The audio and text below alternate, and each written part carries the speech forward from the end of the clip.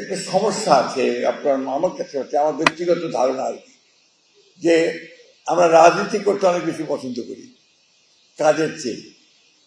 রবীন্দ্রনাথ ঠাকুরের একটা 150 বছর আগে আপনার একটা কবিতা আছে রবীন্দ্রনাথ ঠাকুরের। কবিতা হচ্ছে, কবিতার নাম খুব চমৎকার, আপনি পড়বেন, পড়লে খুব ভালো লাগবে আপনাদের। দুরন্ত আশা। কবিতাটা এক জায়গায় আছে, কাগজ নেড়ে উচ্চস্বরে পলিটিক্যাল তর্ক করে, মাথায় ছোট বহরে বড় বাঙালি সন্তান।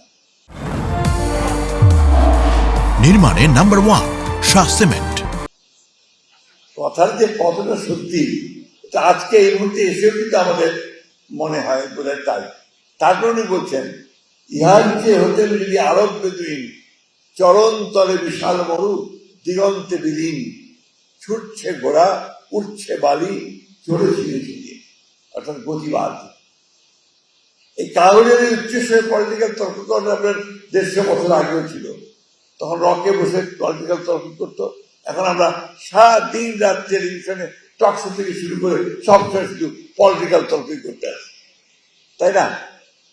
কিন্তু এই যে এখানে মানুষ, গবেষকেরা তারা কাজ করছেন, তারা কিছু উদ্ভাবন করছেন, কিছু প্রযুক্তি তারা উদ্ভাবন করছেন যেগুলো আমাদের সাধারণ কৃষকের কাজে লাগে। এই বিষয়গুলো কিন্তু আমরা টেলিভিশনে কথা বলতে শুনি না, বা আমরা পত্রিকাতেও লিখতে দেখি না।